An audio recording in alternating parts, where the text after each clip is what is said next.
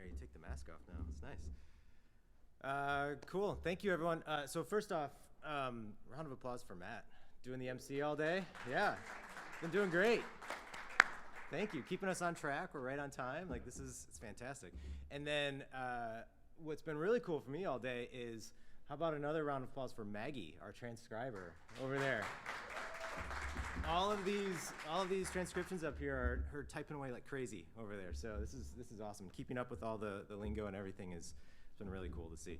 So I'm Bill. I'm going to talk to you about engineering software to save the planet. So a little bit about me first, and then we'll get into this. Like Matt said, I'm a principal engineer over at Microsoft. I'm also the chair for the Patterns Working Group at the Green Software Foundation. And then I run a local meetup here called Everything is Broken, which we have been on a hiatus for a while, but we are coming back. So if it's something you've attended in the past, or if it's something you're interested in attending, keep an eye out for that and whatnot. And then the last thing on there, I do a lot of running, and as someone pointed out, that little cloud behind me is not coming out of me. That is me running fast. So I try to run fast when I'm running as well. So. All right, so what I'm going to talk about today is that we have a big problem, and that problem is that there's too many greenhouse gases in the atmosphere right now. Those greenhouse gases are warming the planet, and actually just before I got on stage, there was an article posted that the UK is seeing record temperatures today that they've never seen in the entire history of the UK. And it's actually shutting, because it's so warm, the data centers can't keep up with the temperature, and Google and Oracle clouds are shutting down machines because of it. They can't keep up with the cooling requirements for it. So this is a very present and active problem that's going on today. And so what's contributing to this? What is a greenhouse gas? The vast majority of the gases that are in the atmosphere right now are carbon dioxide. There's also some other ones like methane and nitrous oxide. Carbon dioxide, again, is by far the biggest, but all of these gases and these greenhouse gases here impact the atmosphere and stay in the atmosphere longer than others. So for example, any carbon dioxide emissions that happen today will stay up in the atmosphere for 40 years. And so till about 2062, they will remain in the atmosphere until they dissipate.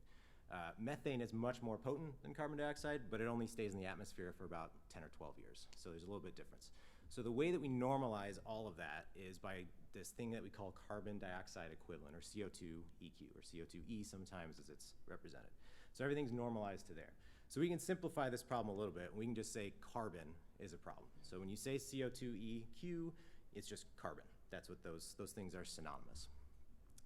So if we break this down a little bit, the energy sector alone is responsible for about 75% of our total greenhouse gases. 15% of that comes from energy generation, so power plants, those types of things. Software, in its own sense, is 15% of the global industry by 2040 is projected to be there. And so that's not 15% of the energy industry, it's 15% of the global emissions will come from software. And then the other fun fact that a lot of people don't realize, the largest coal-powered machine in the world is the internet, because it's running on electricity, and a lot of those power plants are from coal plants. So electricity, though, is only kind of part of that emission story, and we need to look at the actual devices. So this graph here, the little blue bars indicate the usage. So when you get a tablet, how much is that electricity contributing to? And you can see that it's not as much as those black bars or gray bars on there, which account for the production or what it took to create that tablet or that smartphone or whatever it is that you're using that's a tech device. So electricity is really only part of that story. And the way that we start to define these types of things is all of the carbon emissions are broken up into 3 different scopes. Scope 1 is your direct emissions, so the things that you directly put into the air. Driving a car is a great example. You're going to emit stuff. You've got a little tiny power plant as your engine, even though you may not realize that, but you're running a little gas-powered power plant. It's going to emit things into the atmosphere. Those are your direct emissions. Scope 2 is anything that you're purchasing. So in the Seattle area, we have Puget Sound Energy. Most everybody probably buys their energy from them in this area, unless you have your own solar panels or whatnot. Those are purchased energy, the emissions that those power plants are responsible for. And then everything else fits into what's called Scope 3 emissions. So this is in that graph we just showed. That gray bar is Scope 3. It's the extraction of the rare earth metals to create the CPU chips and motherboards and everything. It's the transportation from the manufacturing plant to the store or to your house. It's the packaging that it comes in. It's everything that goes into that thing is your scope 3. So it's everything else. And just to, we'll put this into comparison. So for carbon footprint, some benchmarks here. So if you were to take a round trip flight from New York to San Francisco, so New York coast to coast and back, that's considered, airline travel is considered pretty impactful to the environment, and it is. It's about 2,000 pounds of CO2 equivalent, or carbon. If we compare that to the average amount of carbon footprint for a human in the world, if we average everything across the world for 1 year, that's about 6 times of a round trip flight. And so it's about 11,000 pounds of CO2. If we look at Americans specifically in that world, we're not quite as good as the rest of the world. We're about 3 times as worse in our carbon footprints here in America, up to about 36,000 now. If we look at just a car in the US, which understandably is probably an SUV, that is gonna be 126,000, so roughly 4 times as much as an average American. And then this is the fun part. If we look at a 213 million parameter natural language processing machine learning training algorithm, so just to go and train your machine learning algorithm, blows everything else out of the water at about 626,000 pounds of carbon just for that training model. And that largely comes from the machines required to run it, the electricity required to run it, the CPU, the storage for the data, all of that contributes into this 626,000 pounds of CO2 equivalent. If you want to think of that a different way, that's roughly taking a round trip flight from New York to San Francisco every single day, just about every single day. I think you can take major holidays off and you'll hit that 626. So all of this adds up to, it's a problem, right? And so hopefully that kind of lays out the problem a little bit. I want to start talking about solutions. I want to shift over to what can we do about this? This is clearly a problem. It's affecting us every day. Let's go into solution mode here. So the first solution, legal laws, right? And so there's a lot of litigation cases that are being climate-based. And so there's more climate laws that are coming into place. More and more cases are being generated. This only goes through about midpoint of 2020. I haven't updated this graph, sorry, but it is continuing to climb as well. Countries themselves, Netherlands, for example, has ordered businesses in their industries to speed up emissions specifically. France has banned short-length flights. They don't exist in France anymore. They've banned wasteful packaging. The UK has a requirement now, a fiduciary responsibility for businesses to disclose climate-related information. Consumers are starting to come around as well. So 75% of consumers are taking sustainability into account, which is great to hear. About the same number will actually change what they do in order to offset when they have the information. If you look at the money that's pouring into this industry, there's tons of climate innovation funds that are funding billions and billions of dollars. I'm at Microsoft. We have $1 billion fund on our own for this. If you look at the VC industry in general, it's huge growth rates. This is kind of what they're looking at from an investment time. So almost 20% growth year over year in this industry. So if you're looking to start a company, this is a pretty good spot to start. You'll probably have some investment and interest there. And so, but it's a big problem, right? And like most things, it's not gonna be solved by one thing. You can't just go back to your team and say, all right, here's what we do, we've solved it, we're done. So there's tons of problems here. We're talking about carbon today. There's also water. This is where some of the cooling from the Google and Oracle outages today that are happening is having clean water, having access to water helps with cooling systems and data centers. There's waste from e-waste. When you're done with machines, how do you dispose of them? How do you recycle them? Supply chain that goes into that. How do we make that more efficient? And so there's all kinds of problems. We're just gonna narrowly focus on carbon today and how software impacts it. And the good news there is that it's a very simple answer. It's not easy, but it's a very simple answer. And so everything that you would ever do to reduce carbon emissions for your software is one of these 3 things. You either can use less hardware, use less energy, or use the energy more intelligently. That's it. Everything you would do is at least one, maybe all, maybe 2, but at least one of those things. That's all. And so every solution we have is one of these 3 things. So great. Where do we start? You start kind of where everything starts, is you start at measuring. I just am pausing here because I thought this GIF was adorable and I just wanted it to be on the screen.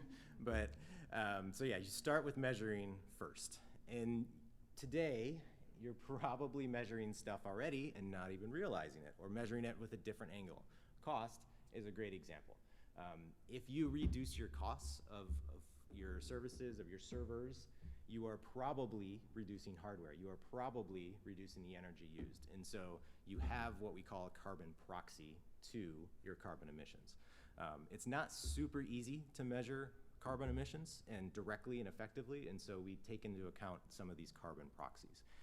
So cost is probably the most common, certainly not the only one. There's a lot of other aspects of it. Just on the back end alone, there's server utilization, there's error rates. If you have a really high error rates, that means you're requiring your users to hit more URLs, you're requiring more processing.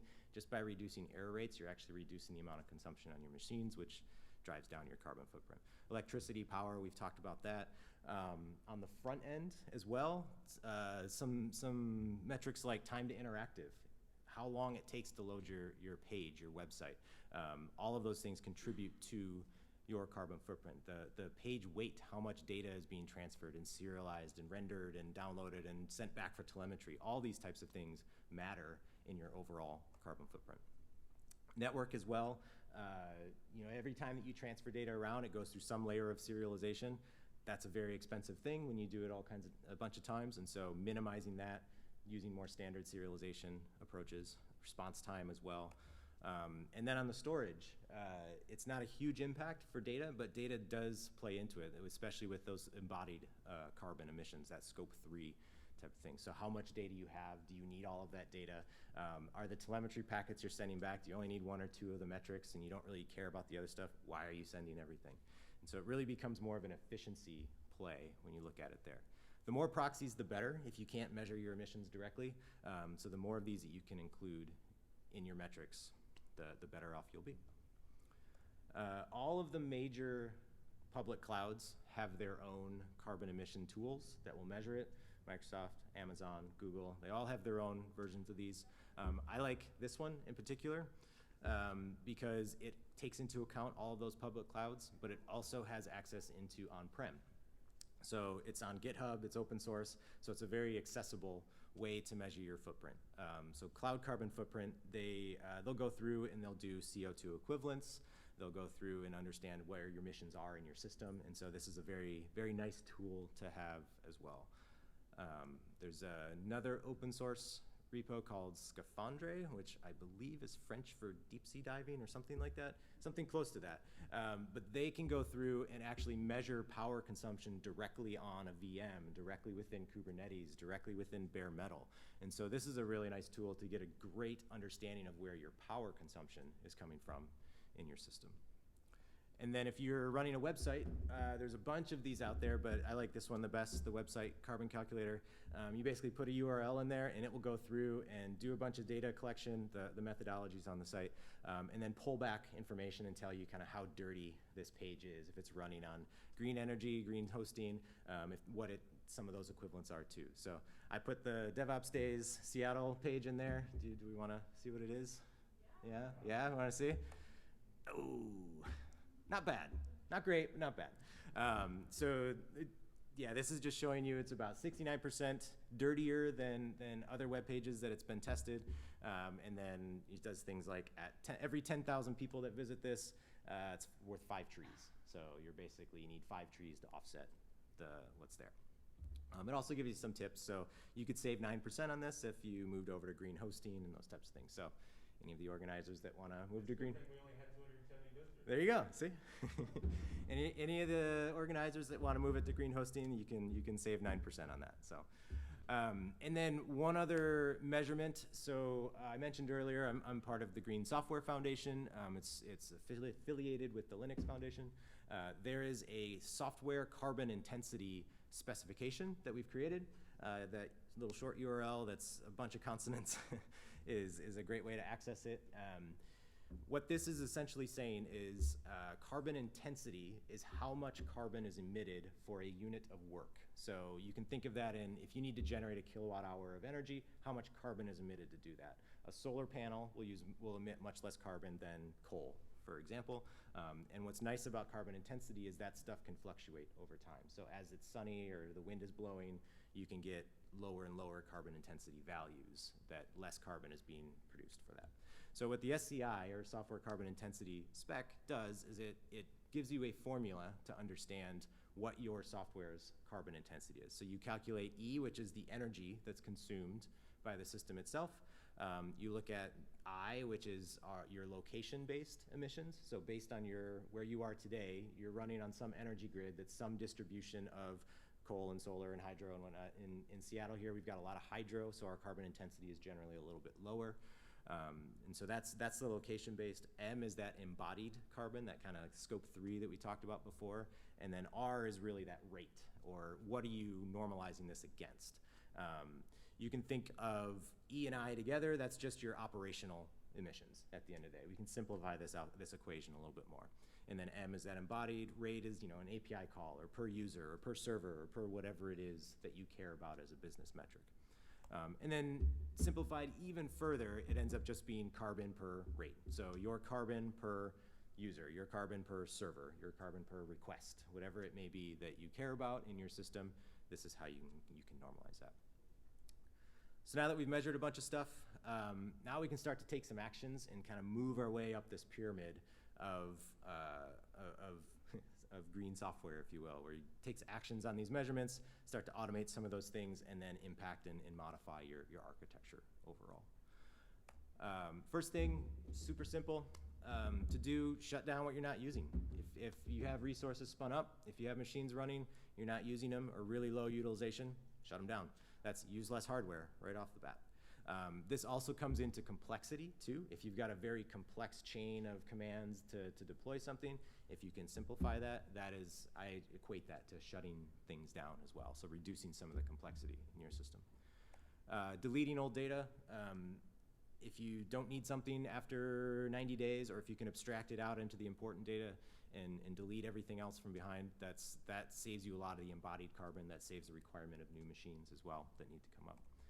Payload sizes as well. Every telemetry request that you send back to the machine, think of how many users you do that. Sometimes maybe you send that every 30 seconds if it's something that's live, or like all of those add up over time. And if you can reduce those payload size, not only are you reducing the data required, you're reducing the processing required, you're reducing the machines, you're improving your response time and your speed on your servers. Spot instances are great for this because they increase your utilization of your servers and your CPUs as well. When you don't need them, they shut down. When you do need them, they're there.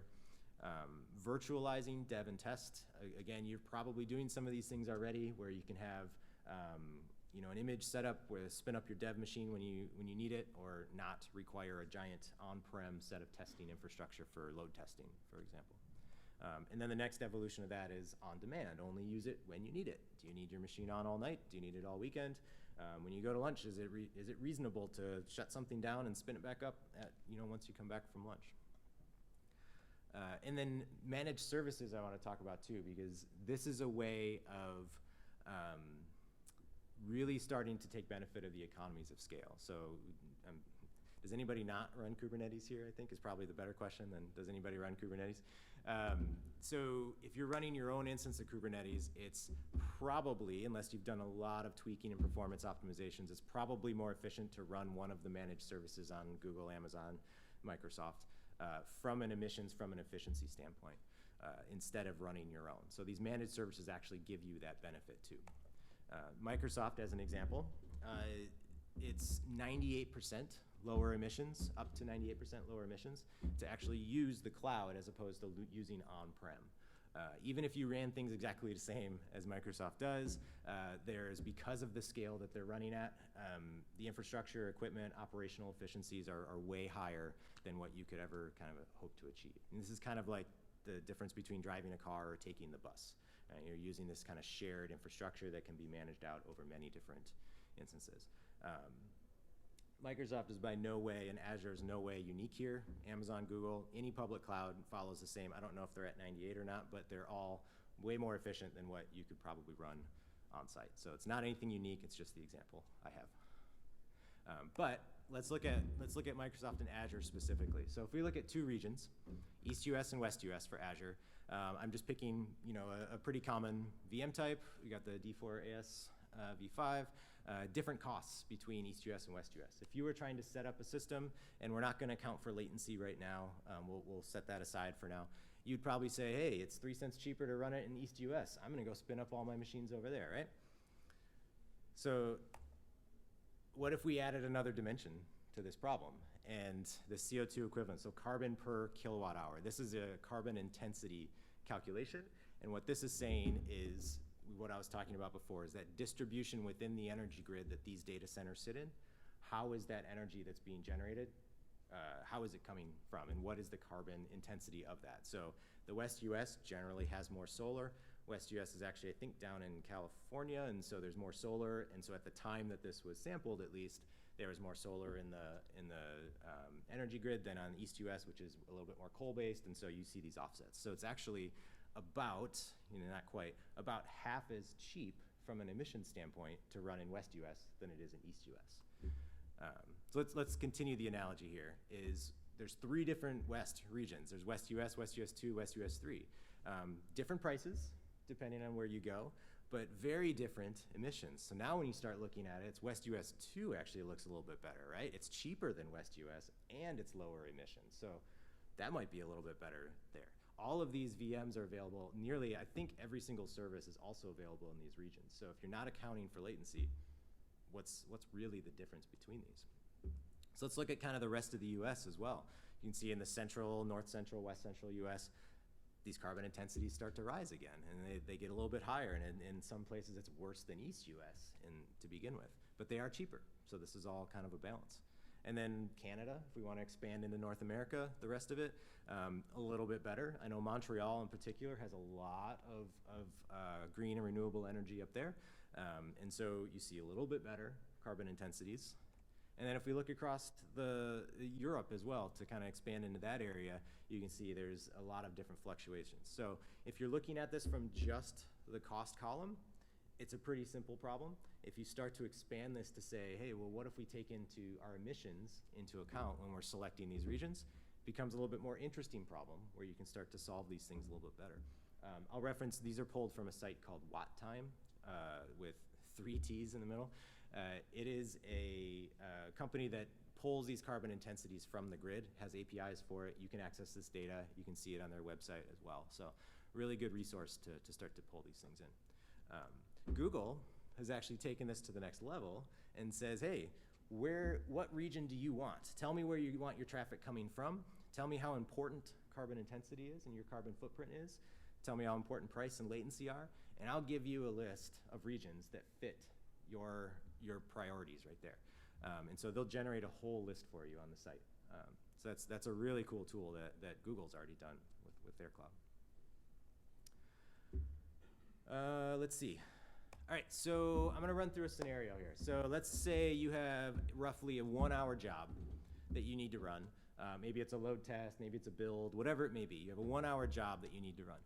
When are you gonna do that? Are you gonna do it right before you leave for the night? Do you want to do it first thing in the morning so you can watch it? Do you want to run it just kind of during the day, maybe right before you go to lunch type of thing?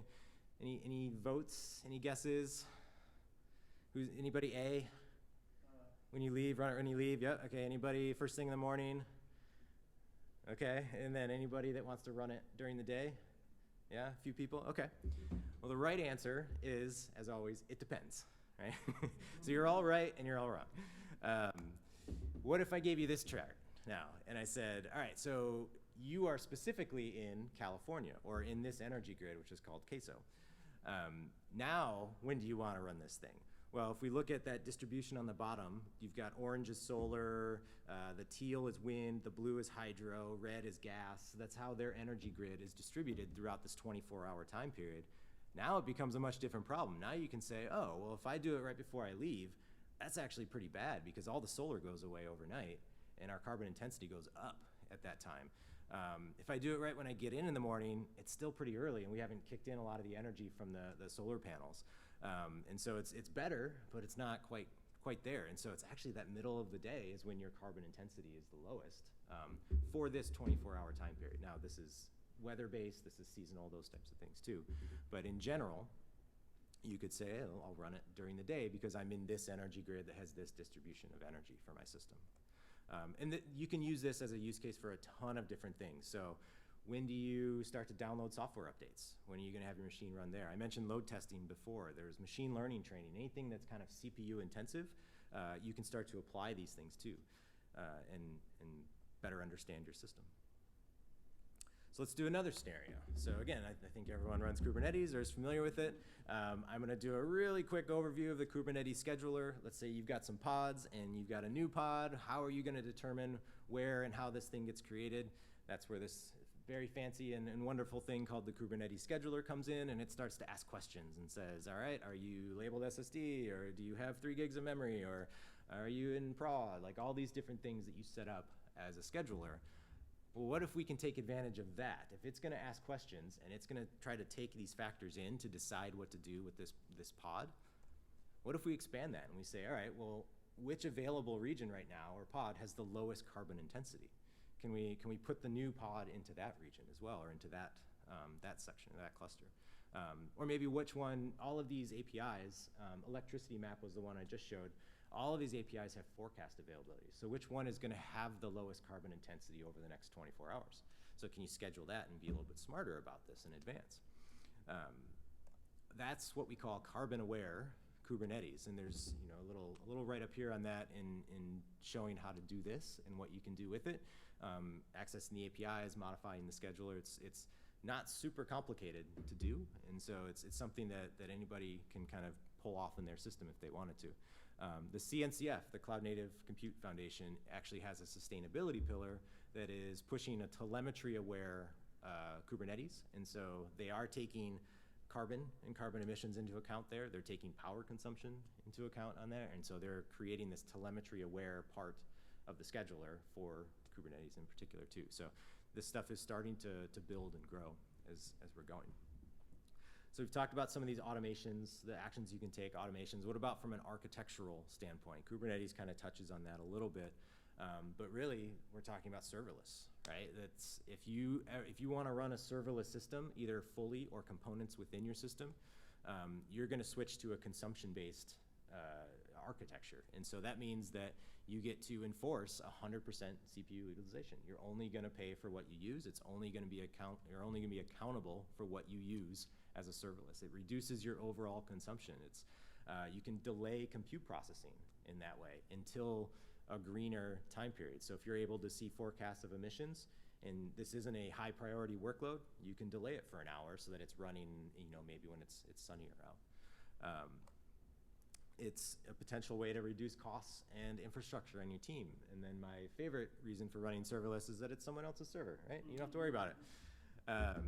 So Azure.com, for example, did this. They switched a lot of their internal processes and systems over to serverless architecture, saved 10% on costs, and they also in this article calculate the emissions that they saved as well to do this. And so these are things that are very beneficial not only to the planet, but also to your budget and your efficiency and your speed of your site. And let's see. And then lastly, I want to talk about SLOs. And so you probably have some SLOs that are somewhat like these things. You've got reliability, latency, maybe cost, maybe some other things on your system for an SLO. What about a green-based SLO? Can you set an SLO for your system of carbon intensity that's 12 grams per user per month, or whatever the number may be, or your total emissions can stay below a certain number? Those sound great, but like anything with SLOs, how does your system change when you've breached that? So if you go under your reliability SLO, what changes? Well, you probably will stop development and you maybe have an error budget in place, and so, okay, we've got to fix this until we get reliability up. So same thing with latency. Maybe you're adding more machines when you go out of your latency so you can process things quicker. What do you do during a green SLO when you breach your SLO? You can't go and just change the power plant or turn the sun on to lower your carbon emissions. So what can you do? Branch magazine has actually a great example of what you can do. You can limit the amount of features or limit the functionality of your system to limit the amount of emissions that you have.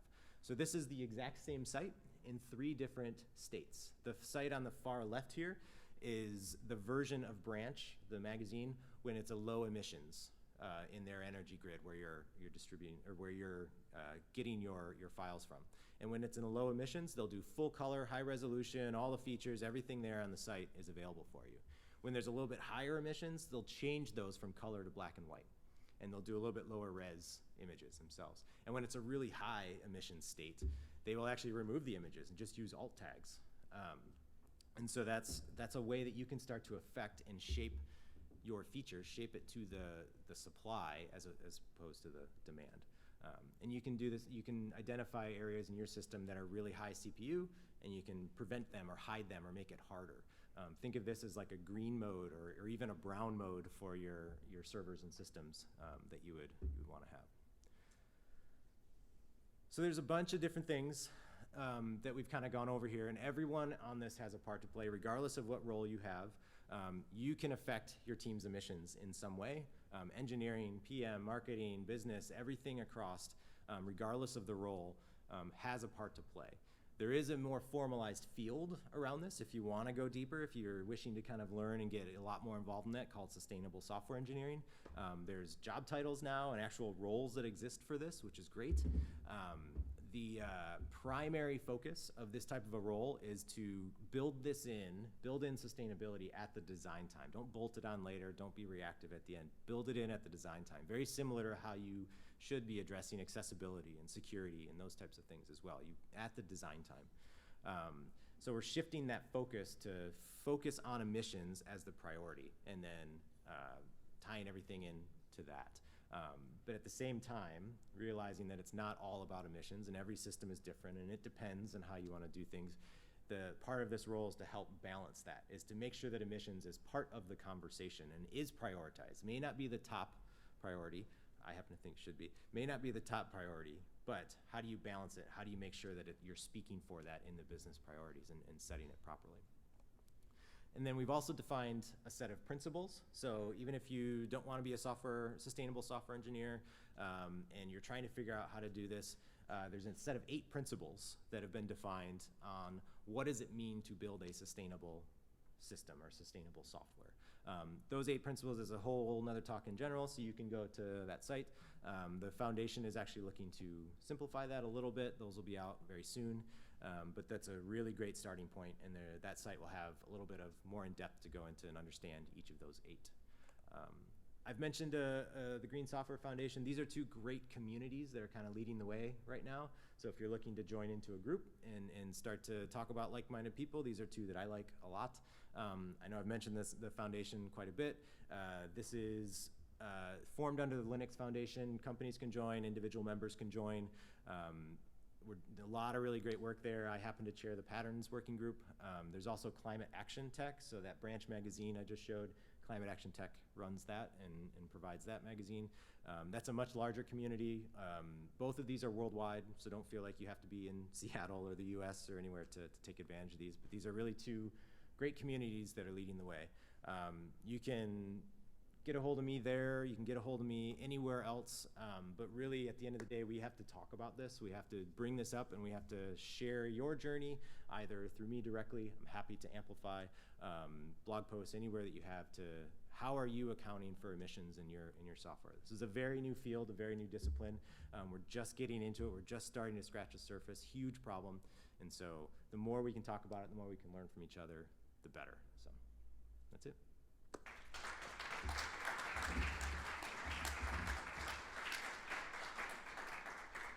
Do we have time for questions?